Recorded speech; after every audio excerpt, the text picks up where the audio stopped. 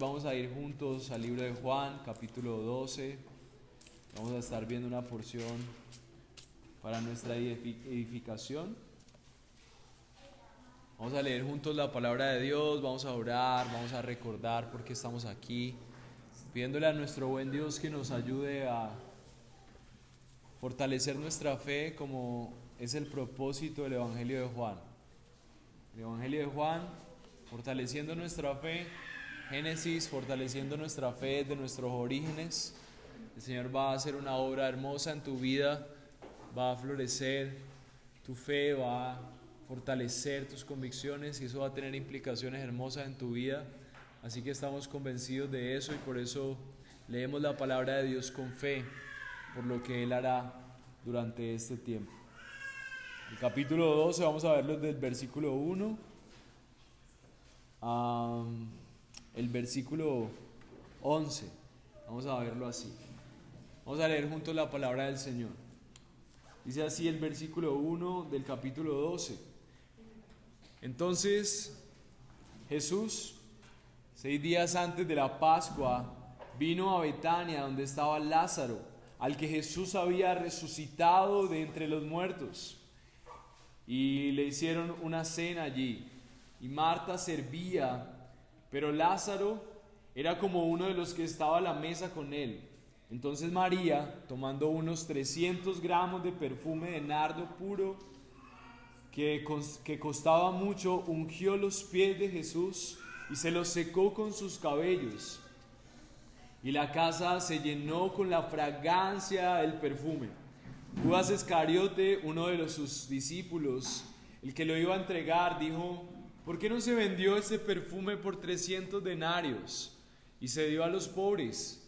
Pero dijo esto no porque se preocupara por los pobres, sino porque era un ladrón, y como tenía la bolsa del dinero, sustraía de lo que se echaba en ella.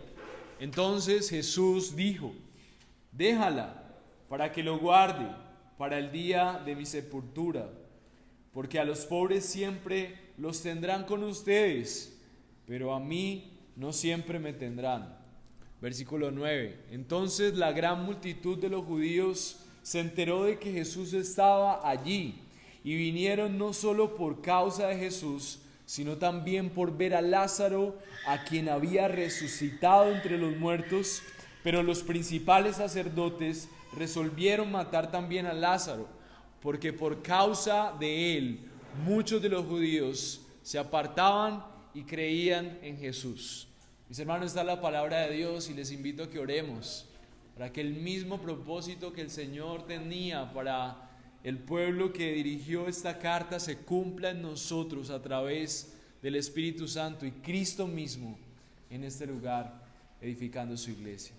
Señor, gracias por esta tarde, gracias por esta mañana en la que has diseñado una cita para tu pueblo, para edificar a tu pueblo. Yo quiero rogarte, Señor, que nuestros corazones, nuestros oídos, nuestra mente, Señor, puedan escuchar tu palabra y que tu palabra cumpla el propósito que tiene Juan, fortalecer nuestra fe, edificarnos en nuestra fe y sobre todo el propósito que tenemos hoy, que podamos avanzar y creer en Jesús en medio de la tensión. Que las situaciones tensionantes, los sufrimientos, las situaciones complejas en nuestra vida sean superadas por la fe que tenemos en aquel que es más grande que cualquier circunstancia. Que podamos vivir para ti, que podamos vivir para tu gloria, confiando en que siempre tu propuesta es mejor que cualquier circunstancia por la que estemos pasando.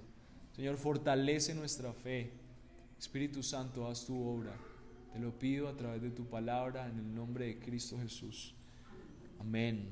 Mis hermanos, el que tenga oídos que oiga lo que dice la palabra del Señor. Durante este tiempo pensé en un nombre para este sermón y lo he denominado una fe sólida en medio de la tensión. Una fe sólida en medio de la tensión. Y ya que el argumento de Juan es que nosotros podamos tener una fe sólida y al mismo tiempo vemos un escenario de tensión, el propósito de hoy es que nosotros podamos pensar en que ser cristiano es tener una fe sólida en medio de la tensión. Hace un tiempo, el país de Alemania, exactamente después de la Primera Guerra Mundial, el país quedó en un estado tremendamente desesperanzado. Ellos quedaron totalmente decaídos por la derrota en esa guerra, y durante ese tiempo ellos estuvieron esperando que algo esperanzador surgiera. Y durante ese tiempo en donde ellos se encontraban en ese estado emocional, surgió Adolfo Hitler. Paradójicamente, diferentes perspectivas surgieron detrás de un líder como ese. No vamos a hablar de él, pero algunos líderes de iglesias protestantes dijeron frases como esta: el tiempo se ha cumplido para el pueblo alemán en Hitler. Es gracias a Hitler que Cristo, Dios el ayudador y el redentor, se ha hecho efectivo entre nosotros.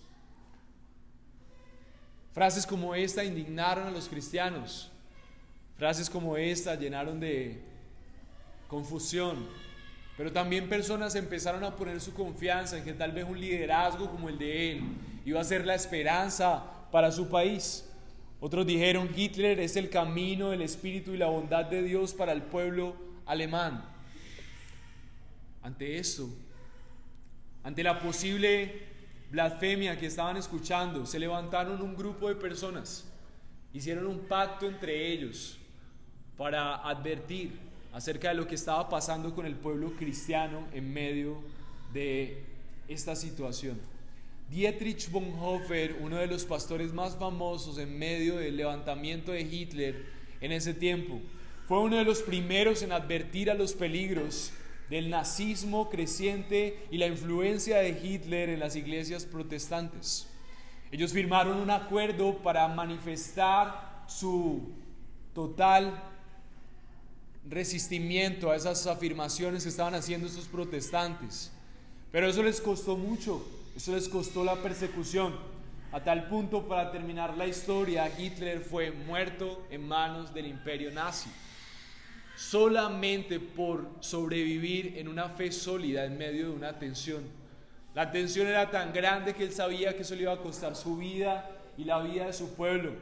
Ellos sabían que no solamente Hitler no era una manifestación de Dios, sino que era todo lo opuesto.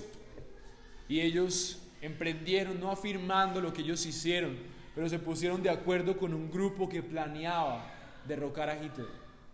Como cristianos, ellos entendieron que tenían que estar en contra de todo aquello que tenía una figura de anticristo y que destruía su fe y las implicaciones de su fe para sus familias y su pueblo.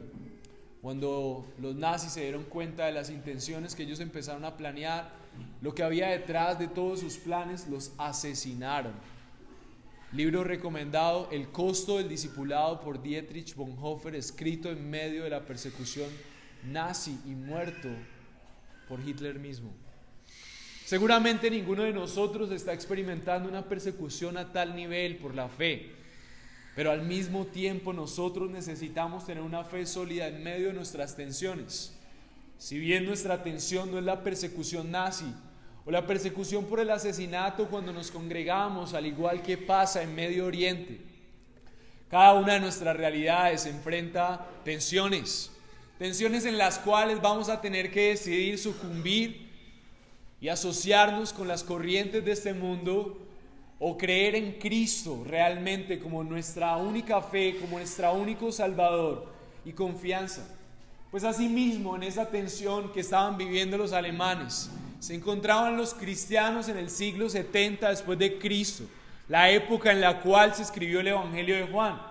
Muchos de los judíos que estaban en el poder del imperio romano querían distanciarse de cualquier secta que se pusiera en énfasis de cualquier salvador que pudiera ser un antagonista de ese imperio romano, porque sabían efectivamente que cualquier fe que profesaran, que pudiera ser un pequeño enemigo o una pequeña resistencia a Roma, sería una amenaza para ellos, y por lo tanto también ellos serían dignos de persecución. Así que el Evangelio de Juan fue escrito para alentar a creyentes en medio de situaciones como esta, situaciones tensionantes, situaciones en donde vamos a tener que elegir creer en Jesús o seguir las corrientes de este mundo. Lo cual esto nos recuerda que como cristianos hoy estamos siempre en ese tensionante momento en donde tal vez no somos asesinados por nuestra fe, pero en el interior de nuestras casas estamos eligiendo entre la tensión de nuestro interior, elegir entre esas imágenes que parecen casi pornográficas, o dedicar nuestra mente a lo que realmente edifica nuestra imaginación, dedicarnos a la queja porque no tenemos lo que deberíamos tener, porque nuestro esposo no es lo que debería, porque nuestra situación económica no es como esperábamos, porque el mundo, porque nuestra imagen, porque tantas cosas.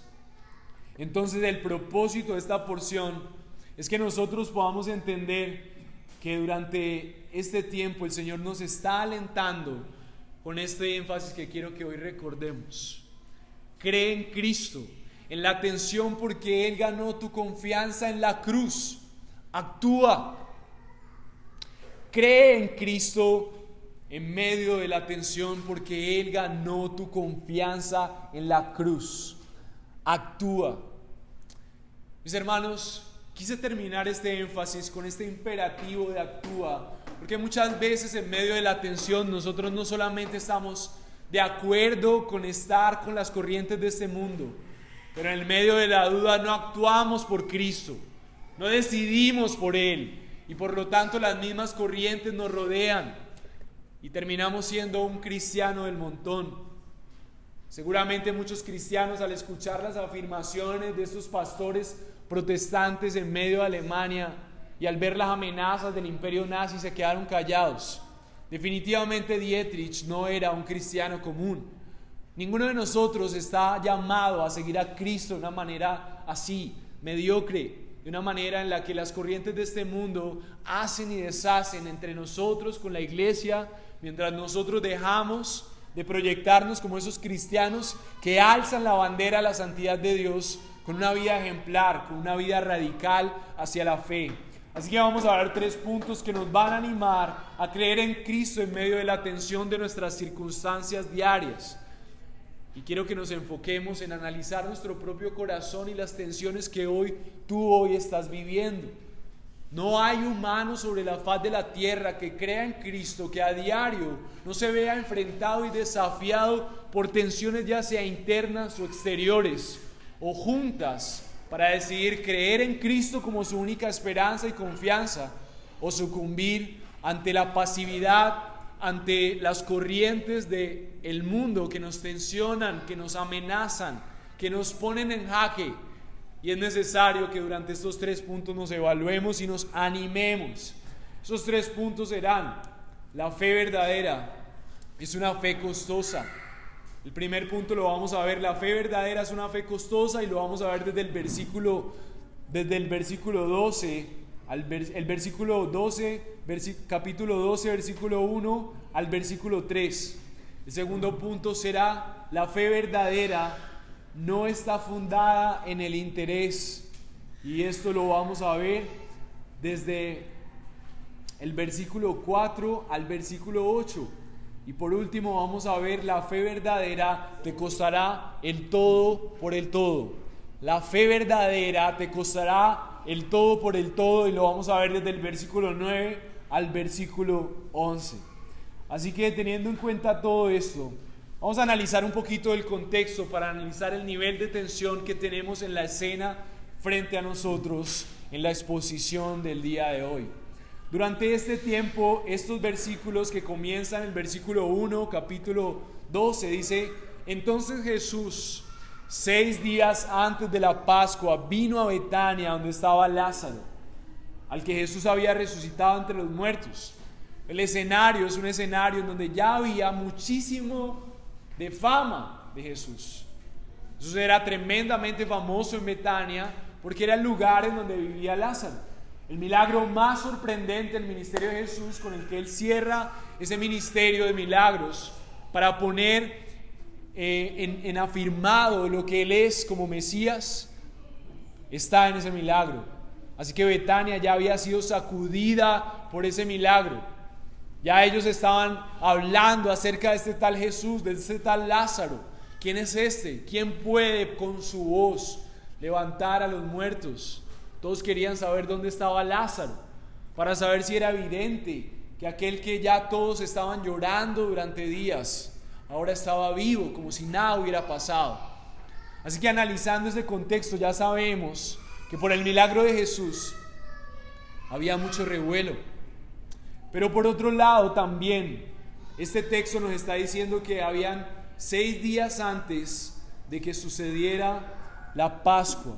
En el contexto de la Pascua, lo que nosotros conocemos es que los judíos viajan de donde quiera que estén para poder ir a Jerusalén y celebrar que ellos son ese pueblo que desde el principio Dios ha sacado de Egipto para llevarlos a esa tierra. Ellos celebran la Pascua como su celebración más importante. Así que Jerusalén estaba atestada de judíos por todas partes. Y dice la historia, según Josefo, historiador romano, que informa acerca de historias tangibles, que durante la Pascua, hace varias décadas, después de ciertos acontecimientos, 30,000 personas fueron aplastadas y pisoteadas debido a diferentes circunstancias de población masiva en ese tiempo para ir a celebrar esa fiesta. Por esa razón, el Imperio Romano, que estaba dominando estas tierras, por esa razón ellos enviaban tropas romanas para controlar a la población civil durante el tiempo de la celebración de la Pascua. Entonces, solamente eso era demasiado tensionante para un profeta, un Mesías como Jesús, porque era evidente que todos estaban poniendo sus ojos frente a él. Pero además ya no solamente eran los judíos, sino que era el Sanedrín, aquellos que querían asesinarle. Y además de eso, estos que querían asesinarle tenían mucha más presión para capturarle, porque ellos no querían que Roma les quitara las libertades que ellos tenían de gobernar bajo su pueblo. Si ellos no podían tener bajo su jurisdicción religiosa, como Sanedrín, como fariseos, en control a su pueblo, entonces los romanos iban a someterlos de maneras que iban a quitar su poder y su libertad. Entonces Jesús estaba frente a una situación muy amenazante, pero además de eso sus seguidores, además de eso aquellos que en medio de esa confusión decidían: yo creo en Jesús, yo quiero seguirle, yo quiero que Él sea mi maestro, mi salvador. El gobernador romano veía a Cesarea como una posible área de problemas, gracias a que ellos habían permitido que los fariseos y el Sanedrín tenían esas libertades. Así que estaban a punto de ejecutar como si fuera un elefante su poder sobre este pequeño pueblo. Así que el Evangelio de Juan, para recordar ese propósito y apuntar a ese propósito general, está diseñado para animar a personas que se sienten así, como hormigas, frente a las tensiones de un mundo como este. Muchas veces como cristianos con nuestra fe nos sentimos tan pequeños al ver que no sabemos qué hacer para solucionar nuestros problemas económicos, y nuestra fe es tan pequeña para lograr sobrellevar eso. Muchas veces nos sentimos tan pequeños frente a las relaciones de nuestro hogar, nuestros hijos, la crianza, nuestros matrimonios, y nos sentimos tan pequeños con nuestra fe. Pero quiero recordarles cuál es el propósito de Juan. La vida cristiana, mis amados, la vida cristiana no se trata de cuán grandes somos, qué tantas capacidades tenemos, cuánto dinero.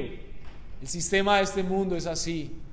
Pero la vida cristiana se trata de creer en Cristo, en la tensión que sea, porque Él ha ganado tu confianza en la cruz. La cruz es la esperanza del creyente.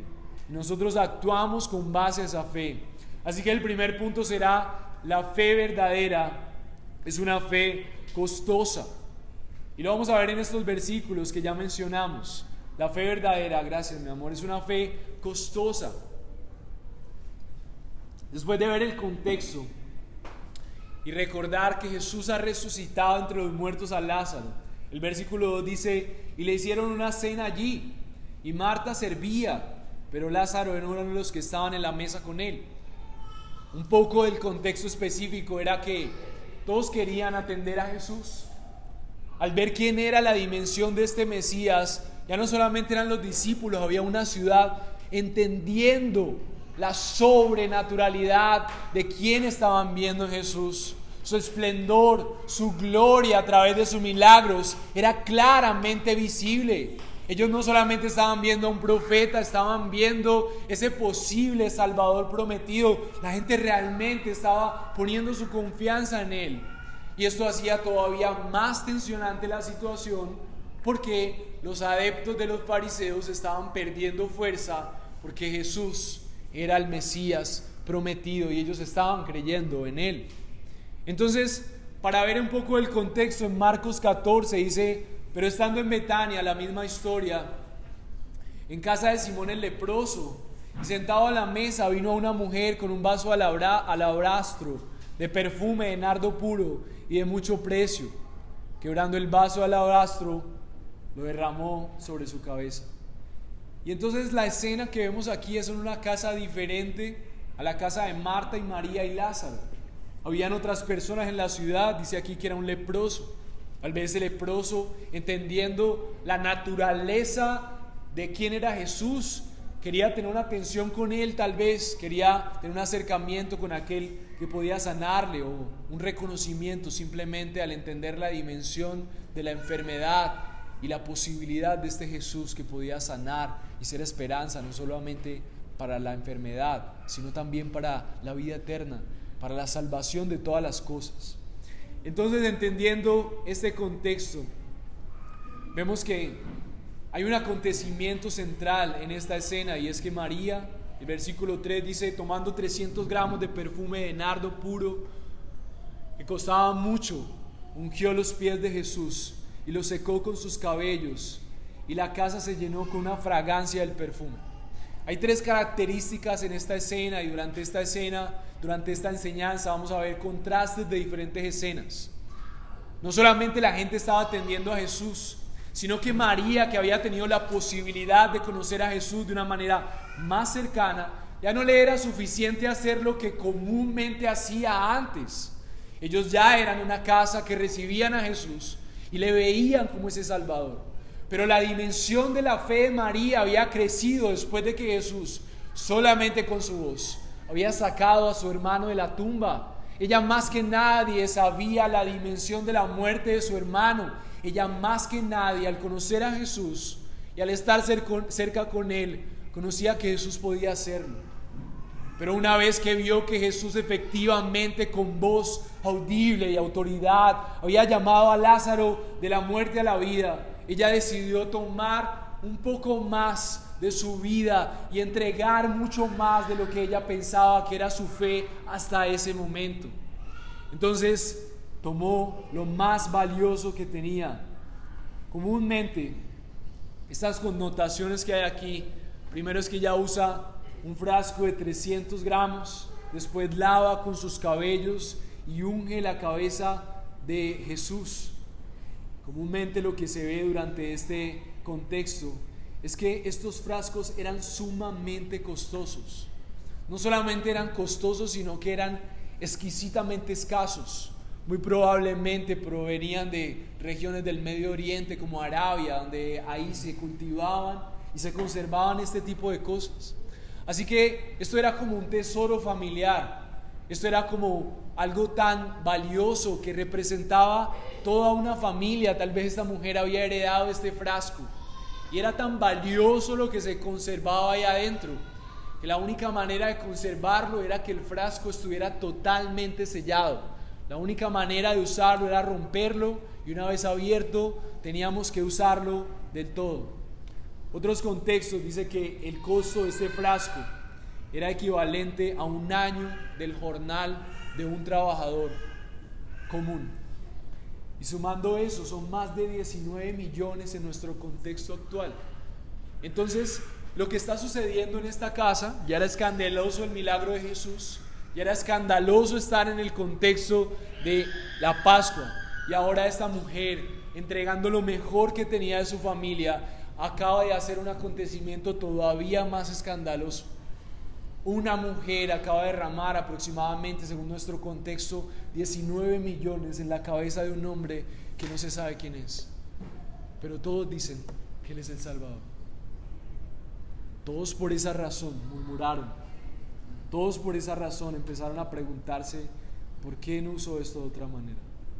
Si hay algo que podemos aplicar y podemos cuestionar de nuestras vidas es ¿en dónde está el camino de mi revelación de quién es el hermoso Salvador a quien yo digo seguir? ¿Cuál es la dimensión del conocimiento de la hermosura, la santidad, el señorío, el gobierno de este Salvador que nosotros decimos seguir? Cristo mismo es Dios hecho hombre y Él vino no solamente a levantar a Lázaro de la muerte, su ministerio sigue levantando de la muerte a muertos en vida espiritual. Y nuestra convicción de quién es Él debería, así como María, estar creciendo todos los días al conocer la revelación que hay frente a nuestros ojos. María seguramente no tenía todo el conocimiento del Pentateuco, porque era una mujer. En ese contexto no se tenía para las mujeres tanto conocimiento. Los hombres eran los que podían estudiar. Pero María solamente con ver a Jesús, ella podía entregar lo mejor de sí. Nosotros tenemos la revelación completa, mis hermanos. Tenemos el Pentateuco, tenemos los profetas, tenemos a Cristo mismo, tenemos una nueva dimensión del Espíritu Santo. La verdadera pregunta es, ¿tu dimensión del conocimiento de tu Salvador está creciendo de tal manera que cada día no solamente tú quieres invitarle a que pase a tus atrios en tu hogar, sino que estás dispuesto cada vez a dar más y más por la hermosura, por la belleza, por la dimensión de quién es tu Señor y tu Salvador? No solamente le bastó derramar todo ese dinero costoso, sino que también entregó su dignidad. Las mujeres en ese tiempo ni siquiera se les veía bien si tenían sus cabellos afuera, porque eran tan valiosos, era tan atesorable su cabello, era tan atesorable su dignidad como mujer, que lo cubrían para tenerlo solamente para la intimidad con sus esposos. Parece ser que María era una mujer soltera o se había separado. Como mujer ella entendió que lo más valioso que ella tenía, junto con su perfume y su cabello, su dignidad, eran para lavar los pies de su Señor y Salvador. Así que María nos está dando un gran ejemplo de un corazón que entiende quién le ha salvado, frente a quién está. Y esa pregunta tenemos que hacérnosla. Al mismo tiempo, a través de un corazón dispuesto, Dios estaba cumpliendo algo hermoso. En el Antiguo Testamento se ungía a aquellos reyes, sacerdotes que tenían la capacidad de interceder por su pueblo, proclamar misericordia de parte de Dios. Y como si fuera una doble preparación, Dios unge a su Mesías determinado de antes de la creación del mundo. Dios pensó en ungir al rey, el rey Mesías, el rey sacerdote, ese rey profeta que vino a proclamar las hermosuras del verdadero reino, y lo unge a través de una mujer para ejecutar su preciosa obra de venir a interceder por ti y por mí. Y al mismo tiempo una preparación para la cúspide de su ministerio profético, de su reinado, venir a morir, venir a entregarse, venir a humillarse. Por esa razón nuestra comprensión de nuestro Salvador no solamente debe ser grande, sino sublime. Y todo el tiempo nosotros debemos preguntarnos, ¿estamos creciendo en nuestra adoración a Él? No solamente debemos preguntarnos si estamos adorando aquí con voz más audible, sino que nuestros días son una entrega sublime a Él. Estamos derramando lo más costoso de nuestras vidas para Él. Mi hermano, quiero recordarte, cree en Cristo, aún en medio de la tensión, porque Él ganó tu confianza en la cruz. Él merece lo mejor de tu entrega, porque Él se entregó para que hoy tú pudieras verle, para que no murieras en la condena de nunca conocer lo que significa realmente el amor, el cielo, la esperanza a través de Cristo. Por eso Lucas 12:33 nos recuerda una dinámica que había en la iglesia: vende nuestras posesiones y da limosna. Hace 2 bolsas que no se deterioran, un tesoro en los cielos que no se agota, donde no se acerca ningún ladrón ni ninguna polilla destruye. Una aplicación directa es que todo lo que nosotros tenemos, nuestro dinero, nuestro tiempo, debe ser una manera en la que nosotros usemos esos recursos para invertir en donde realmente la polilla y la destrucción no llega. El reino de los cielos, la adoración al verdadero Rey. Lucas 18:22 dice que cuando Jesús oyó y se acercó el joven rico, le dijo: te falta todavía una cosa, vende todo lo que tienes y repártelo entre los pobres y tendrás tesoro en los cielos, y ven y sígueme. Jesús no estaba empezando el primer ministerio de la prosperidad. El tema de la unción no es una manera, como lo han hecho los carismáticos, de ungir a la gente para que tenga el ministerio ungido, el ungido del Señor. Esta escena lo que está manifestando es que Dios traía su respaldo para sus reyes a través de ungirlos de parte del Señor, y la razón por la que nosotros ya no ungimos con aceite es porque el Espíritu Santo imparte la unción que Dios puso al verdadero Rey para su pueblo. Y ese mismo Rey que se encarnó, Él fue el que le dijo a ese joven rico: vende todo y dalo a los pobres. No porque Él estuviera empezando ese ministerio de ofrenda y Dios te va a bendecir, sino que ese joven rico, lo más costoso que tenía era su riqueza. Y es un ejemplo de cómo Dios espera que la verdadera fe sea una entrega de lo más costoso. Y el apóstol Juan está aquí escribiendo esta escena para recordarte a ti como creyente, para recordarme a mí que la fe es una fe costosa. La fe no puede ser una fe barata, la fe que salva no puede ser cualquier palabra dicha al aire. La fe verdadera es una fe costosa, es este primer punto. Jonathan Edwards, en su libro famoso, El amor y sus afectos, dice así: la gracia es en principio poderosa en el alma, y su poder se refleja en la naturaleza de sus acciones. La fe es una fe poderosa que actúa en el alma, pero se refleja en las acciones. También decía Jonathan Edwards: la fe verdadera es una fe que obra, mientras una fe falsa es una fe estéril e inoperante. Pablo describe esa fe en Gálatas 5:6 diciendo: una fe que obra por el amor. Cuando estamos convencidos del Salvador al cual amamos, se nota en nuestra vida. Santiago lo expresó: muéstrame tu fe sin obras, y te mostraré mi fe por mis obras. Las obras de Santiago eran una evidencia de que él tenía una fe salvífica. No hay tal cristiano que dice: Dios me ama y yo sigo pecando. No es coherente, no es una fe salvífica. Los cristianos de este momento no podían decir: Dios me va a perdonar mientras yo sigo judaizando y adorando al César. Aunque sé que Jesús es Dios, porque me mostró resucitando a Lázaro de la muerte, por miedo y por conservar a mi familia, yo voy a seguir al César, voy a seguir a los judaizantes. Ellos no tenían esa opción, mis hermanos. Y asimismo tú hoy tampoco tienes esa opción. La única opción de la fe salvífica es una profunda convicción de pecado que me lleva a renunciar a él. Si en mi conciencia yo sé que eso es pecado, yo renuncio a eso. Yo hago lo que sea necesario para decir con mi vida: a el Rey adoro, cueste lo que cueste.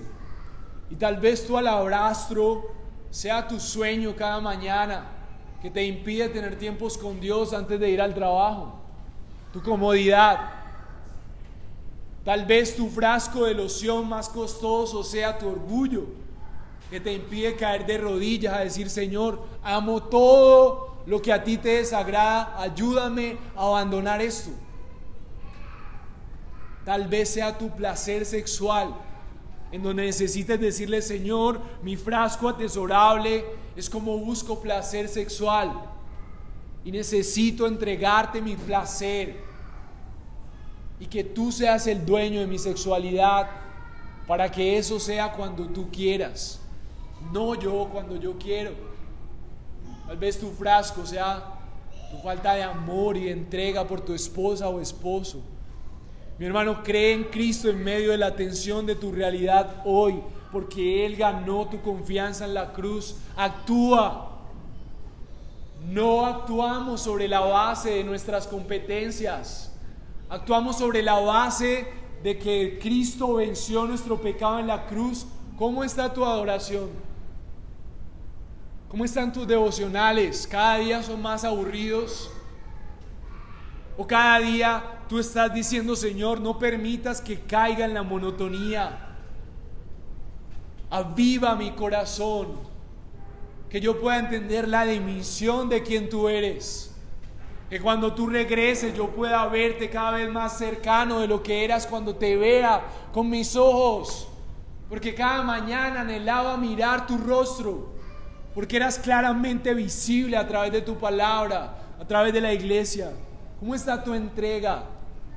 ¿Cómo está tu servicio a Él en tu familia? ¿Cómo está tu entrega? ¿Estás pagando ese precio? ¿Estás entendiendo la dimensión de quién has aceptado y quién dices seguir? Tal vez nuestro alabastro más costoso, nuestro perfume más valioso, es nuestro propio corazón deseando otra cosa como Salvador en lugar de Cristo mismo. Y nos cueste reconocer que no deseamos a Jesús, y nuestra mejor adoración sea entregar ese corazón. Señor, te entrego mi corazón que no te desea, haz lo que quieras con él, derrumba mis deseos, acaba con mis sueños si es necesario, pero quiero amarte a ti más. No un tiempo más en la cama y mis placeres. Tu entrega dice cómo está tu corazón. Es necesario que seamos cristianos que tienen una fe real. Segundo punto, la fe verdadera no está fundada en el interés. Así que por un lado tenemos la escena hermosa en donde vemos a esta mujer entregando lo más costoso, aún su dignidad, aún la persecución de su ciudad, aún todo lo que tiene. Pero por otro lado entra en escena un personaje conocido. Y antes de que empecemos a hablar de él, quiero decirte que este personaje se había ganado tanto la confianza de Jesús, que históricamente los maestros, los rabís, cuando sus discípulos le seguían, claramente le seguían por ciudades, ellos necesitaban dinero. La gente apoyaba, al igual que en el Antiguo Testamento, su ministerio.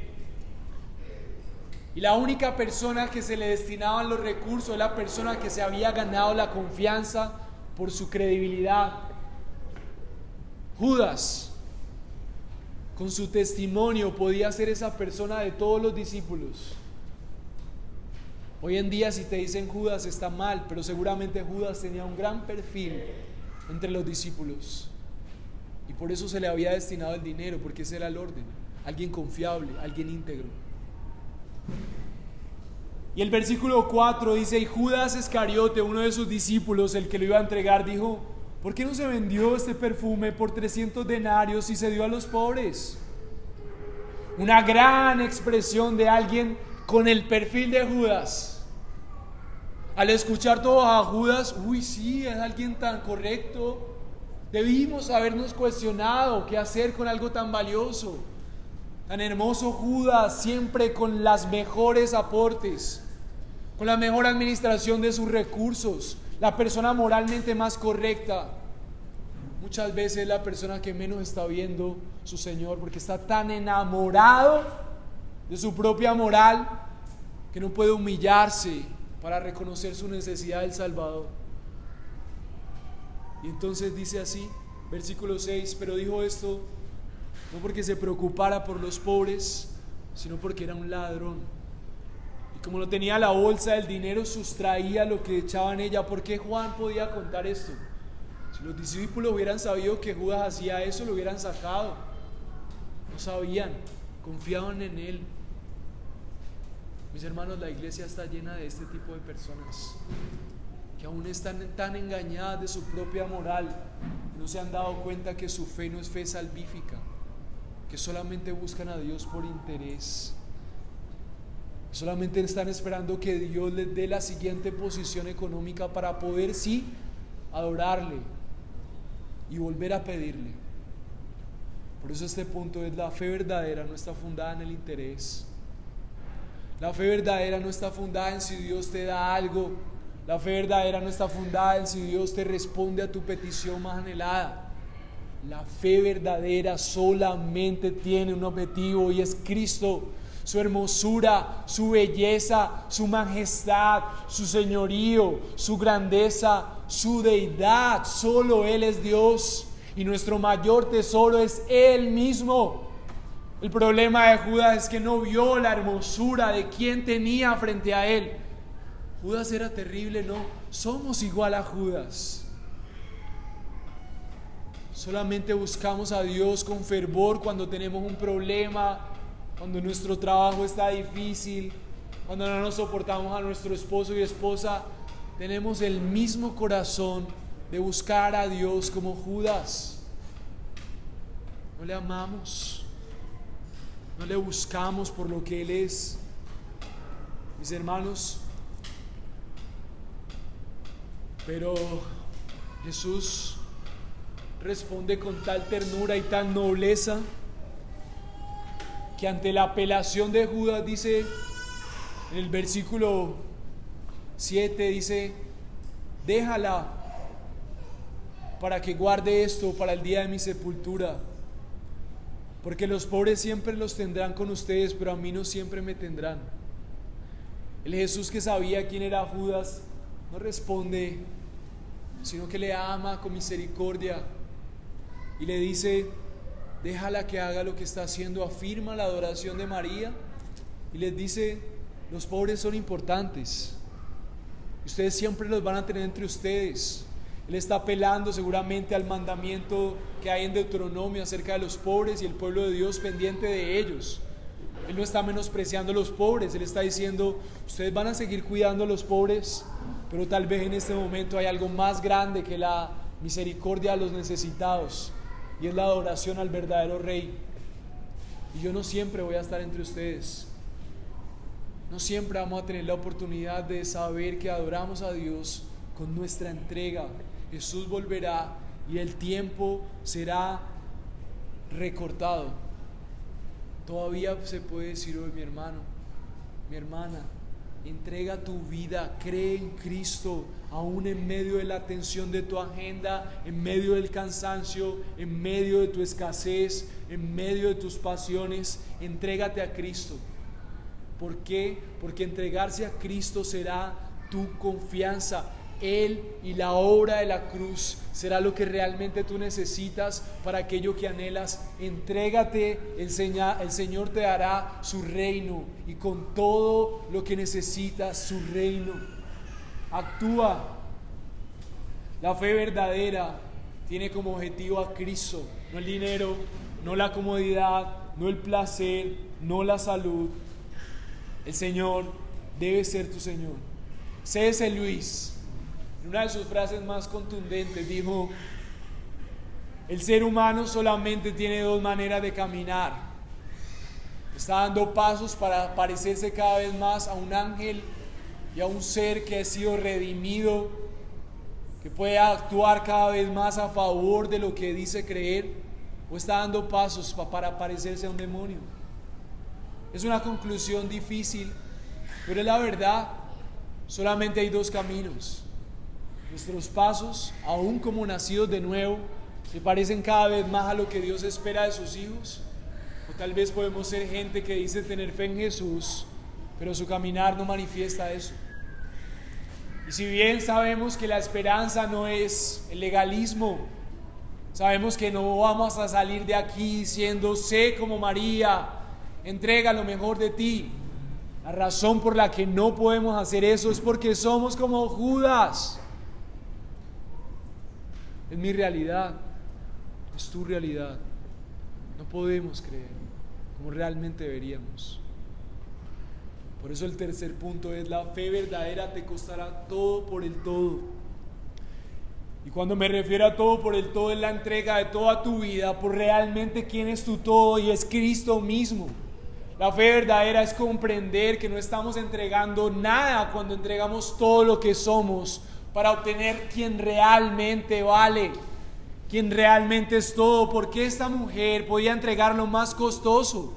Ella no creía que estuviera perdiendo, ella estaba convencida de que estaba ganando su mejor momento, que si ese Salvador no lo iba a tener frente a él, su todo era entregar lo mejor. Ese día no importaba el mañana, no importaba lo que dijera su familia, no importaba si se quedaba en la ruina, lo que importaba era adorar como conviene a su Salvador. Dice el versículo 9: entonces la multitud de judíos se enteró que Jesús estaba allí, y vinieron no solo por causa de Jesús, sino también por ver a Lázaro, quien había resucitado entre los muertos. Pero los principales sacerdotes resolvieron matar también a Lázaro, porque por causa de él muchos de los judíos se apartaban y creían en Jesús. En ese momento muchos de los teólogos lo mencionan como un momento jocoso. Es tan ridículo y aún chistoso ver cómo un hombre muere, Dios le resucita, y es la razón para que la gente creyera, pero ellos solo quieren volverlo a matar. Dios lo acaba de resucitar y ellos quieren volverlo a asesinar. Pero Cristo permite estas circunstancias difíciles. Aún Lázaro va a tener que vivir conforme a la fe de quien le resucitó. Y estos momentos se convierten en momentos en donde los discípulos van a entender que la tensión en sus tentaciones, la persecución, sus aflicciones, son un medio para parecernos más a Jesús. Así que el Evangelio de Cristo, el Cristo que se encarnó en medio de una sociedad que le persiguió hasta matarle, cuando Él se entrega con el plan determinado desde siempre, nos ayuda a entender que las situaciones difíciles son transformadas por un Dios que está al control, y se ganó nuestra confianza porque ese Cristo que se entregó a la muerte pudo confiar en un Dios que tenía control sobre la muerte, que aún el peor de los pecados de la humanidad fue revertido por un Dios que tiene el control aún de la muerte. Entonces, por eso nosotros creemos que nuestra fe en medio de situaciones difíciles puede ser una fe sólida, una fe firme, a pesar de que no veamos dinero, a pesar de que no veamos la manera de superar nuestra tentación. Podemos perseverar en confianza porque sabemos que Cristo es la única esperanza estable, porque nos lo demostró en la cruz, porque nos mostró que todo su padecimiento no fue en vano.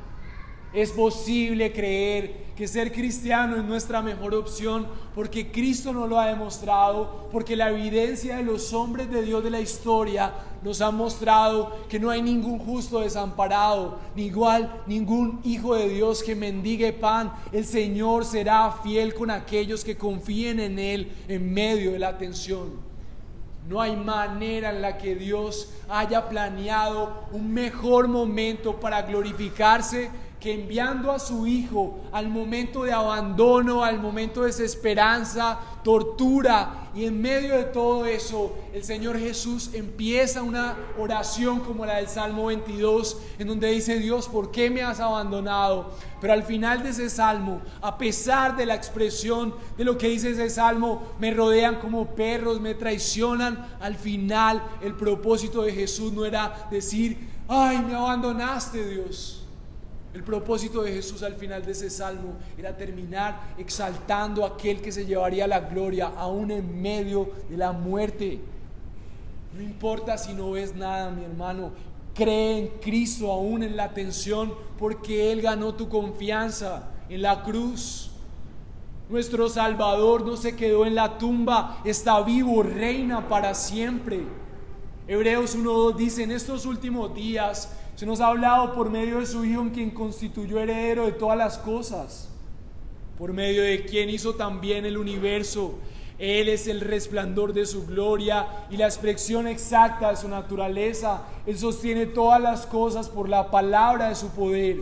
Después de llevar a cabo la purificación de los pecados, el Hijo se sentó a la diestra de la majestad en las alturas, siendo mucho mejor que los ángeles, por cuanto ha heredado un nombre más excelente que ellos.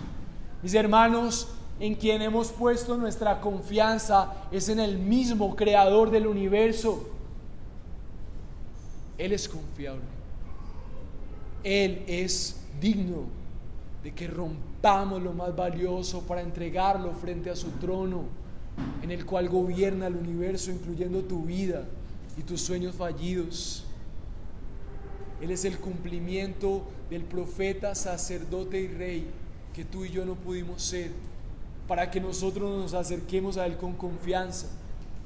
Pero sobre todo, mis hermanos, nuestra adoración a nuestro buen Salvador es que Él vivió la tensión más fuerte y la soportó por ti y por mí. Y la tensión era que la ira de Dios estaba sobre aquellos que no adoraron, que no reconocieron a Jesús como su Señor.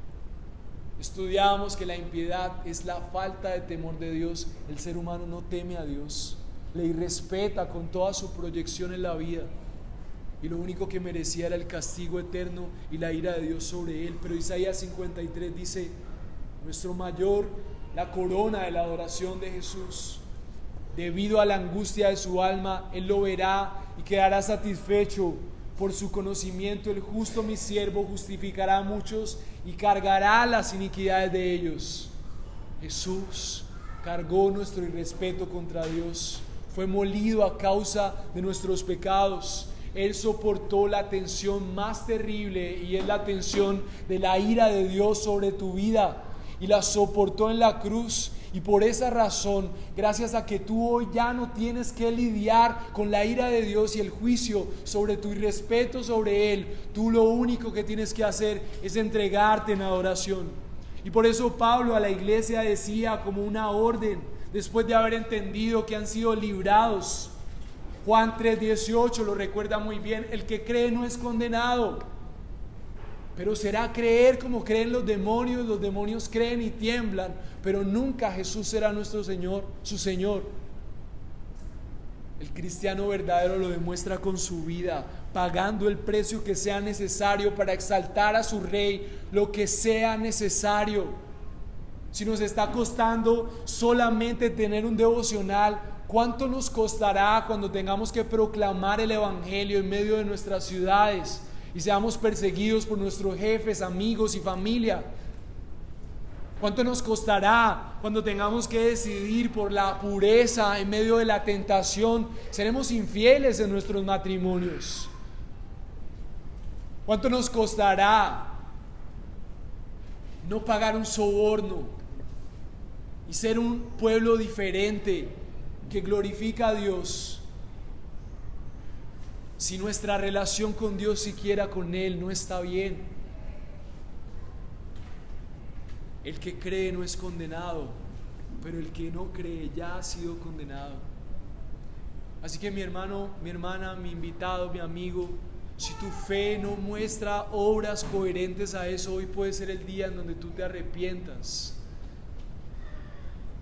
La fe de los demonios no salva.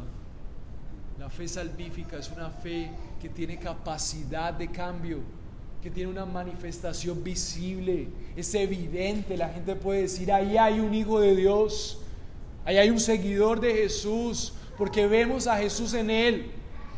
¿Qué pasó con sus discípulos? Habla como él. Cuando le preguntaron a Pedro: tú eres de ellos, hablas como ellos, te ves como ellos.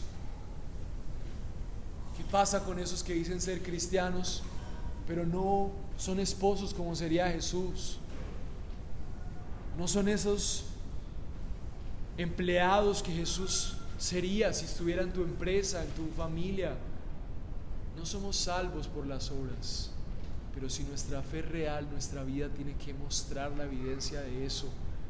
Tu rol como esposa, afirmando a tu esposo, el amor misericordioso y paciencia de ti como esposo ante tu esposa, tu crianza, tu compromiso con la iglesia. Y por eso el llamado que Pablo le hace a la iglesia dice así, en Colosenses 1:24, en muchas de sus expresiones Pablo se gloriaba de poder sufrir por Cristo, porque Cristo había sufrido por él. Nosotros tenemos el privilegio de no por nuestras fuerzas, sino por nuestra confianza puesta en Él. Nuestra esperanza es que no seremos como Judas. El Evangelio es la historia de que si Dios murió por esas personas que solamente buscan a Dios por interés, entonces hoy somos libres de no ser como Judas. Nuestra confianza en Jesús va a resultar en que nosotros no seremos como Judas, que podremos cumplir lo que dice Colosenses 1:24. La esperanza, el gozo de Pablo no era en ser bendecido y en victoria con dinero, mi hermano, amigo, mi amada hermana. El espíritu de Pablo era: me alegro de mis sufrimientos por ustedes. Pablo no estaba siendo un hipócrita. Si tú crees que estás pasando una situación difícil a causa de seguir a Jesús, si crees que una decisión que tienes que tomar va a demandar sufrimiento, lo que dice Pablo es: no te imaginas del privilegio que te estás perdiendo de gozarte, porque así te identificas con aquel Salvador que vino y sufrió para darte vida. No hay manera en la que tu fe sea más fortalecida que en medio de la tensión, situación difícil, tú puedas decir: decido a pesar del sufrimiento poner mi confianza en Jesús. Tu fe será fortalecida. ¿Qué relación tienes que dejar? ¿Qué hábito tienes que dejar? Por causa de la fe, una fe real, una fe salvífica, que al final de tus días no te queda la duda: ¿será que Jesús es real? ¿Será que valía la pena seguirle? No. Que cada uno de tus días sean: me alegro aún de mis sufrimientos en mi carne, completando lo que falta de las aflicciones de Cristo, hago mi parte por su cuerpo que es la iglesia. Lo que decía Pablo es: la iglesia adora al Señor. Así como Cristo sufrió, la iglesia sufre por agradarle a Él. Así que el pueblo cristiano no tiene derecho a la queja, no tiene derecho a la victimización. Cada uno de sus sufrimientos son coronas que tendremos para decir: Señor, qué privilegio tengo de pagar las multas y no haber sobornado. Qué gozo tengo de poder quedarme callado mientras mi esposo y mi esposa me humillan, para después amarle y buscar la reconciliación. Porque no será nada comparado a la humillación que tú tuviste en la cruz siendo Dios. Pablo no sufría para merecer la gracia. No seremos más amados por ser mártires. Pablo sufría porque entendía que era el privilegio de identificarse con Jesús. Recordar que su Salvador había sufrido para que él no fuera al infierno, era ahora su privilegio sufrir para que otros ya no fueran al infierno. Hechos 9:15 dice: el Señor le dijo: ve, porque instrumento escogido me es este para llevar mi nombre en presencia de los gentiles y de reyes y de los hijos de Israel, porque yo le mostraré cuánto le es necesario padecer por mi nombre. ¡Wow! Llamado terrible de Pablo. Yo no quiero ese evangelio. Quiero decirte, mi hermano amigo, tal vez por eso es tan difícil cuando predicamos el evangelio verdadero. El evangelio verdadero tiene como una promesa para ti: salvación, el amor de Cristo, su presencia, su respaldo, su fortaleza, su misericordia, su bendición, y que vas a sufrir. Y si vas a decidir servir al Señor, si quieres servir al Señor, vas a sufrir más, porque así vas a identificarte con los que vas a servir. Y si no estás sufriendo ahora y realmente es cristiano, prepárate, porque vas a sufrir. ¿Por qué? Porque el Señor así lo desea, porque el sufrimiento nos mordea. No queremos escuchar ese evangelio, ¿verdad? Ese evangelio no es comercial, pero es la manera en la que nuestros corazones se humillan y reconocen que solamente hay una esperanza. Mientras María ungía, invirtiendo lo más costoso, otros le traicionaban y buscaban asesinarle a él y a Lázaro. Lázaro se dio cuenta que seguir a Jesús no era solamente celebrar, ay, ya no estoy enfermo. Ahora era cuidar la vida, porque lo querían matar a causa de quien le había dado la vida. Este mundo va a querer acabar tu fe. Dios te ha dado la vida, pero este mundo la va a querer asfixiar, y tus propias pasiones va a querer acabar con tu fe. Y tú vas a necesitar creer en Cristo aún en medio de la tensión, porque Él ganó tu confianza en la cruz. Otro texto, estos textos parece que no son tan comerciales. Filipenses 1:29, porque a ustedes se les ha concedido por amor de Cristo no solo creer en Él, sino también sufrir por Él. Mis hermanos, qué hermosura la salvación, qué hermosura Cristo bendiciéndonos, dándonos más dinero, pero también gloria al Señor, porque se nos ha dado la bendición de ser el pueblo que sufre y que paga el precio para exaltar su nombre en medio de un mundo que no le glorifica. Porque no hay más cristianos como Dietrich Bonhoeffer, porque no hay más gente pagando el precio para evangelizar en los tiempos que queda, porque no hay más cristianos, porque no hay sociedades transformadas como lo hicieron los puritanos en Inglaterra. Porque no hay más de eso, porque hay un evangelio light y barato que solamente te vende que el evangelio es dinero y estar bien, comodidad. Los discípulos, mis hermanos, eran discípulos con corazón de hierro, con valor para representar a quien había tenido el valor de soportar la tortura de la cruz por ellos. Primera de Corintios expresa cuál es la sensación y el corazón de una iglesia que entiende el evangelio verdadero. Primera de Corintios 4:8, ya estáis saciados, ya estáis ricos. Si nosotros reinás, y ojalá reinases para que nosotros reináramos también junto con ustedes. Pero según pienso, Dios ha exhibido a nosotros los apóstoles y pastores como sentenciados a muerte, pues llegando a hacer espectáculo al mundo, a los ángeles y a los hombres. El cristiano fiel muchas veces va a ser el ridículo ante la sociedad. El ridículo de una familia que le pagó una carrera, pero ahora dice, no, ya voy a servir a Dios. Usted ya no es ambicioso, usted es de los tontos que pagan las multas. Soborne, esa gente es una ladrona, el Estado roba, ¿para qué va a pagarle? Usted es el bobo de la sociedad. Primera de Corintios 4:8 nos lo recuerda. A veces podemos ser ese espectáculo al público.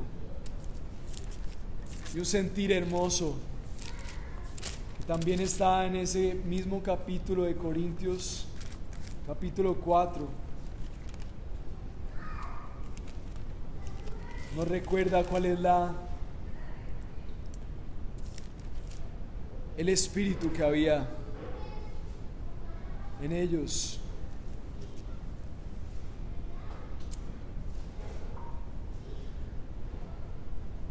Nosotros somos necios por amor de Cristo, pero ustedes prudentes en Cristo. Nosotros somos débiles, pero ustedes fuertes. Pablo se estaba comparando con aquellos que se creían buenos.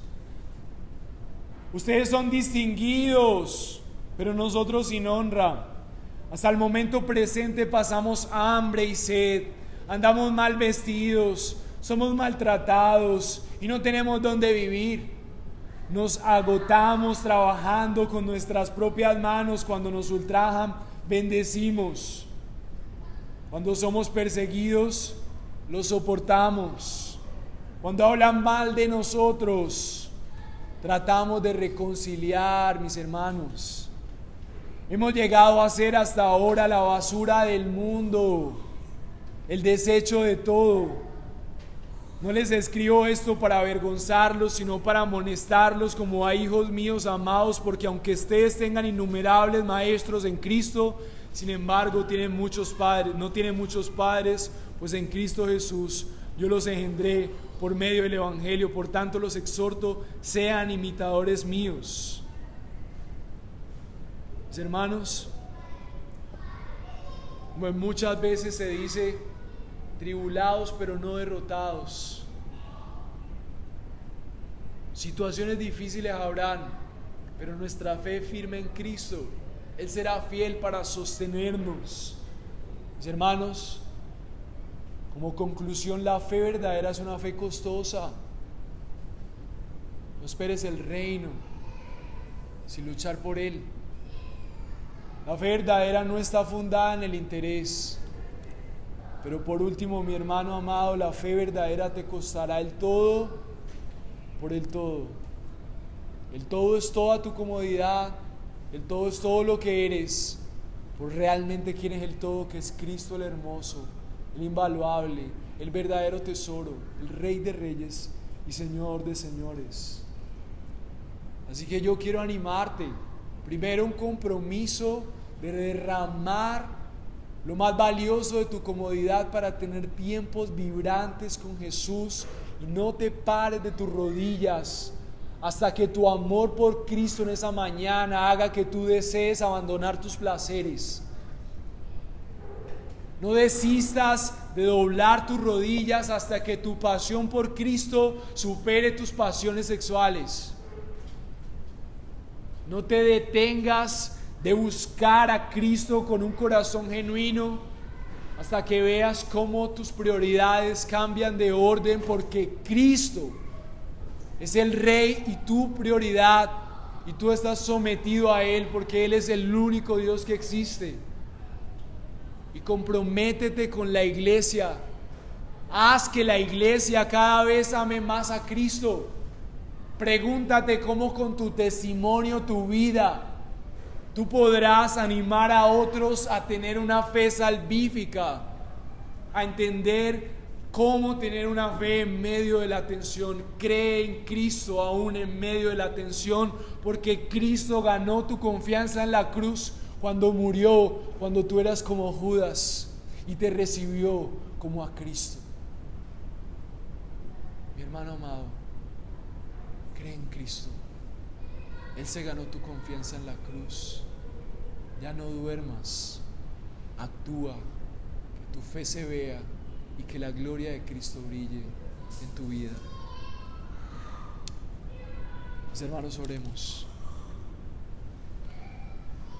Dios, gracias. Gracias por Pablo. Gracias por Juan, Señor. Gracias por Pedro. Aún gracias por Judas. Porque en todos ellos vemos un espejo de cómo tu gracia puede actuar y cómo no. Y por esa razón, Señor, en esta mañana no queremos ser como aquellos que escuchan de ti, de tu hermosura, mientras te menosprecian, dan las migajas. Señor, te pedimos perdón porque nos cuesta. Te pedimos perdón porque no te vemos como admirable para entregarte lo que creemos que es valioso. Señor, comparado contigo, nuestros tesoros son basura. Nuestra comodidad es estupidez.